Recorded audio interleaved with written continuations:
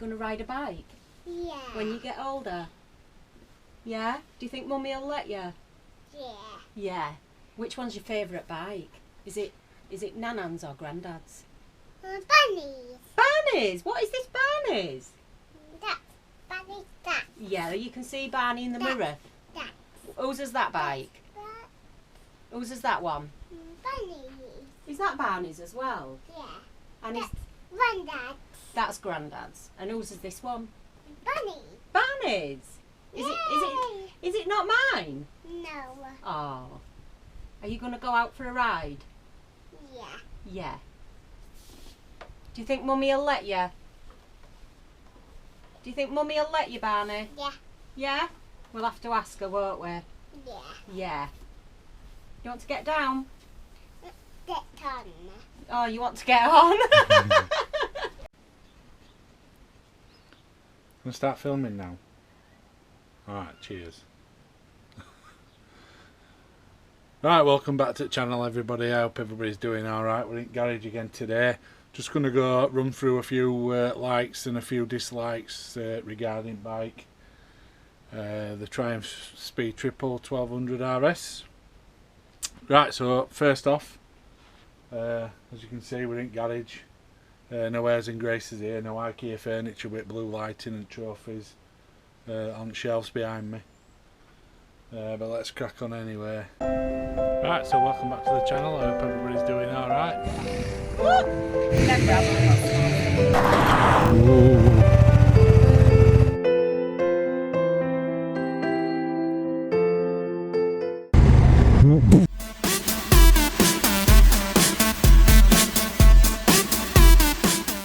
Right, so yeah, first thing I like about the bike is, which I've mentioned in previous videos, is the quick shifter.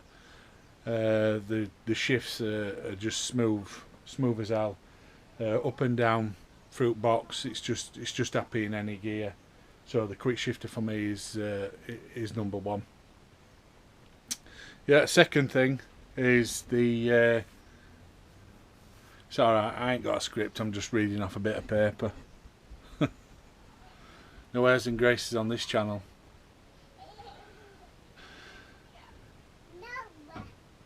It's alright, we're being invaded again by grandson. Barney, I'm trying to make a video here. Huh? Say hello. Say hello. Hello.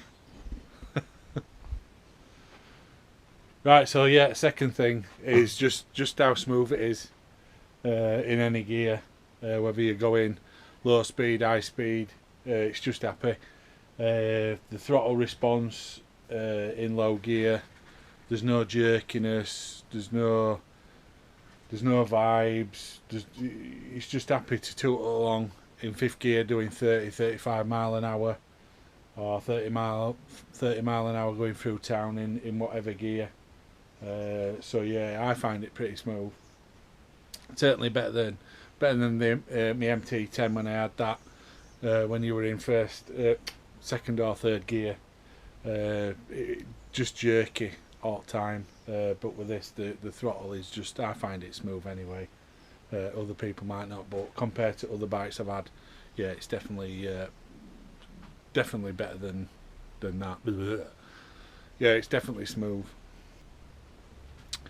Right, the seat, for me this is a big one because I've had my KTM, the Super Duke and the MT10, it was just like sitting on an ironing board, whereas Triumph, I'm quite happy with the seat. There's quite enough padding there.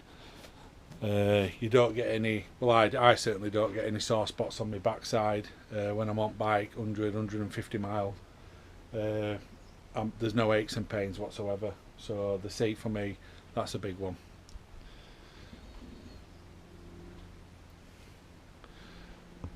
Right, the peg position when you sat on bike, it's straight down. You're slightly backwards on your feet. Right, the peg position for me, it's very comfortable. I don't get any cramping in my hips. I'm 6'2", and I find that I fit on this bike quite comfortable. whereas the KTM, it being a sport tourer, the pegs were kind of rear set a little bit, so after about 50 or 60 mile I started getting a little bit of cramping in my hips, and certainly when I got off the bike after 100 mile or so I did feel it. Legs were stiff. I would desperate to get off the bike to have a walkabout, whereas this, it's comfortable. I could quite happily sit on here for 150 mile, no problem whatsoever. Now for me, with Triumph, I mean, I like Triumph bikes. The attention to detail, the effort they do put into the bikes, it's just unbelievable. I mean, you can just see for yourself if you've seen this bike in real, you'll see what I mean. But just with everything, the attention to detail they put into and the effort they put into these bikes when they're making them, it's just unbelievable. I'm really impressed with it. I mean, with KTM, when I got my KTM, it had 1200 mile on clock, and the paint on the engine was starting to flick off, and it had only done, you know what I mean, the mileage, it had done nothing, and the bolts on the downpipes on the headers, they were starting to rust, the paint was flicking off. Now I don't know with Triumph whether that's going to happen or not, but you know, I've ridden this in wet when we're using it for work, and there's no signs of wear or anything yet. There's 800 mile on bike, but there's certainly no paint flicking off engine like there were on KTM. So, you know, for me, the attention to detail that Triumph put into these bikes, you know, I'm quite happy with that. I know that due to, you know, rules and regulations, that the tail ties and the number plate's got to come back off at rear wheel. I will be putting a tail tidy on it, but even with the stock tail end of it, what Triumph, the effort they've put into making it look as fancy and as nice as they can, with the aluminium frame, the plastic strip that runs down the middle. You know, as far as stock tails go, I've never seen one on a bike as good as this one. I'll just show you, Mickey. I've got my old KTM one here. Now this come off I mean, what are they, 17-18 grand brand new GTs, Super Duke GTs. That's plastic. That's just tacky as hell, and that's come off a 17-18 grand bike. So the attention to detail, I'm more than happy with that. Right, so that brings me on to the overall dealership experience in buying my bike from Triumph World at Chesterfield, dealer down there. I did buy 2 bikes off them. Donna got a Street Triple, which is a lovely bike, and like I got the Speed Triple. So the overall dealership experience that we had, second to none. They couldn't do enough for us. More than happy. I took it in for 600 mile service, and there were a couple of niggles that I had, especially with chain. It seemed to have the chain tension was uneven in certain spots, some really tight spots and some really slack spots. I tried adjusting it and I couldn't get rid of them, but I don't know what they've done, but they've sorted chain out for me anyway. They're the mechanics, I'm no expert. All I know how to do is just general maintenance and what have you. So the overall dealership from Triumph has been brilliant. So that'll bring me on to the dislikes. I'm not going to really say dislikes, but just a few niggles. What annoy me a little bit, but not annoy me too much.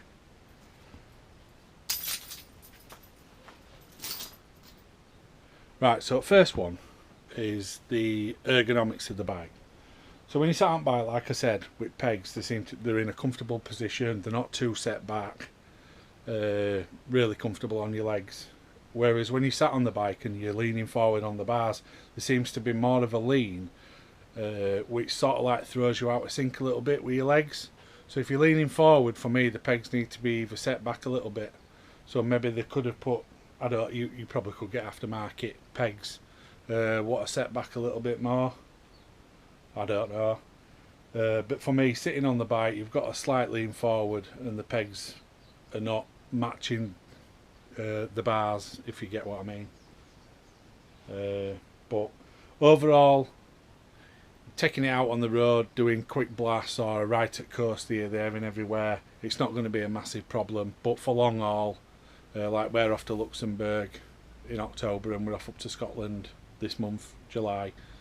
So what I've done, I bought some bar risers, 20mm bar risers, which just lift the bar up, and I have taken it out on the test on the road with the bar risers on, and it is comfortable. There's no lean forward, you sat upright, really comfortable. So for long haul, maybe look at something like that if you do long haul on these, if you do intend to take these out long haul.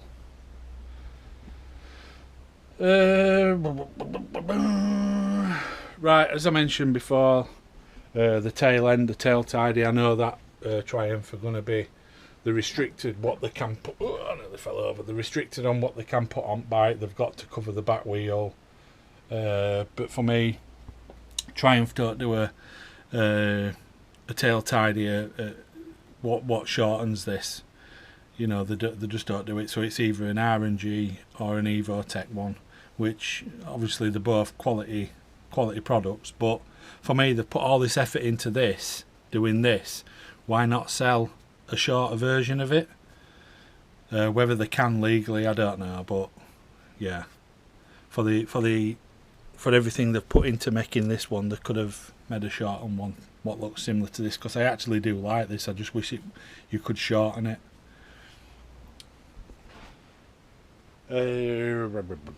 Another thing what they sorted out for me, which were annoying me, was the foot pegs itself, the spring on them. As you can see, the spring back now, but whereas before, if you lifted it up, it come to about there, and then you'd have to obviously push it back down. So the return on the spring were crap. So I don't know whether they put a new spring on it or whether they've just greased or put some more grease on the pin. But that seemed to have rectified it. Also, while we're on about springs, is the side stand. For me, the spring on the side stand needs to be a little bit stiff, because if you can see, when you're kicking it up and down, it's just flying up and down. So over time, that's just going to wear. I suppose you could do it, keep your foot on it, like, but for me, I've never known a side stand to kick back as much as that. So that's another little niggle.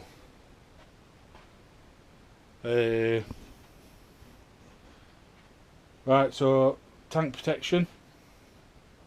The tank protector that Triumph put on for me are the little ones like that. For me, you need a little bit bigger, because I've scuffed the tank a little bit, so I've got just to protect it a little bit. I've got my strap-on tank bag, which does offer a bit more protection. I suppose you can buy a bigger tank pad, but no major, just a little niggle there. Keep saying niggle, what's that all about? Right, so the auxiliary, if you want an auxiliary power, you've got an auxiliary socket here, which is a DIN or Ella socket down here in the engine somewhere. There it is, you can see that. For me, that's in the totally wrong position. I mean, it's good if you're wanting to charge your bike, put it on a trickle charge, because you can actually plug them in, whether you use an optimizer or an Optimate or whatever. You can charge your bike that way. But getting power to the cockpit area, getting power up here for either your sat nav, your phone or whatever, you're going to have to run a cable up, or take a cable straight from battery and wire it up here, which I don't like, plugging stuff straight to the battery to power. I know you can do, and it probably don't it's probably not going to hurt it, but me, I prefer to have things hardwired in. On the KTM there were wires under the dashboard which they had a switch live and a permanent live, and you could wire things in via that way.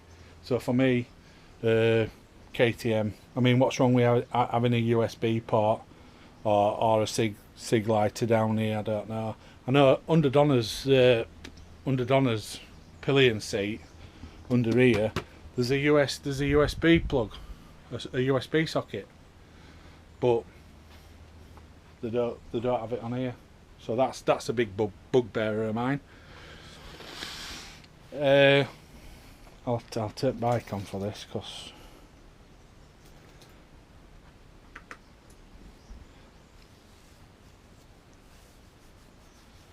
right, so on the display, I find the display good. You can easily navigate through alt settings and what have you. That's not an issue for me. What is an issue, well, not an issue, but what does annoy me is that there's no odo down here. It doesn't tell you your mileage. So to get to your mileage, you're having to go into your, not into that, yeah, pressed it wrong. So to get to your mileage, you're having to scroll, that's the indicator, you're having to scroll into your settings all the way down to service to get your odo reading, to get your mileage. So for me, that could be simplified by just putting your mileage on the screen. It's big enough. It's big enough. And while we're in here as well, the fueling as well. So I've run this really low because I'm wanting to see how much I get out at tank. So if you go down to fuel status, I mean, it's not going to tell you how much I've got in tank, but until engine's on. But I have got 9 miles left in tank. So last time I did that, I fueled up with about 5 mile in tank, and to full it took 11.5 litres. Now it's a 15.5 litre tank, so it's not showing what you've got in the reserve, the actual range you've got left. So for me, it needs to be accurate. If you're out on them short blasts, you're not going to be bothered about the fuel. It's like I filled this up and I took it out and I went on a blast and I got about 80 miles before I needed to fill up. Now I have taken it out before and I have got 100. I've had 130 before I've had to fill up. So it depends how you ride it really. But the fueling for me, especially if you're going long haul, you need to know roughly how much you've got left in tank, so you can get to a petrol station.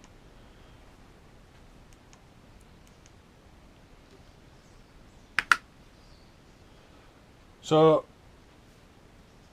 it is keyless ride. Me personally, I won't buy a bike just because it is keyless. I mean, I don't mind putting my key in and turning it back on. It's either or. I mean, you've still got to carry, with keyless, you've still got to carry your fob, and then if you're going, like we're going to Luxembourg, so I'm going to have to carry my fob and my spare emergency fob just in case the battery runs low or whatever. So I'm having to carry 2 things, whereas with a key you just put it in and you forget about it. But it's same with fuel cap as well, electric fuel cap. What's wrong with just putting key in and filling up? So definitely wouldn't buy a bike just because it's keyless.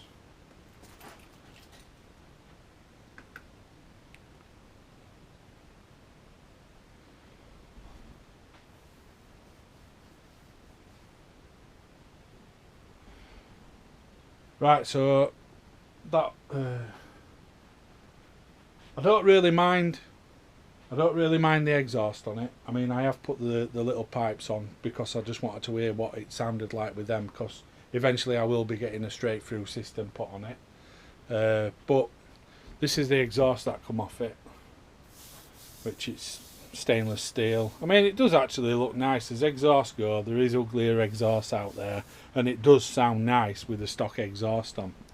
But it's a single-sided swinging arm, so for me, the whole idea of having a single-sided swinging arm for looks, for the bike, for looks, is so you can see the rear wheel. I mean, you've got with the stock exhaust on it, it's covering half wheel, so you can't see it. So that's why I put the pipes on, because I do like to see the rear wheel. Whereas on Donna's, it's normal swinging arm, double-sided, and they've got the exhaust what's hung low down here, so you can see the rear wheel. Why didn't they put something similar to this on the Speed? And that's it. That's it. Few likes, plenty of likes, because I do love the bike. Few dislikes, few niggles, which kinda not ruined the bike, but I don't know. Every bike's got good points and bad points, but these are just what are personal to me.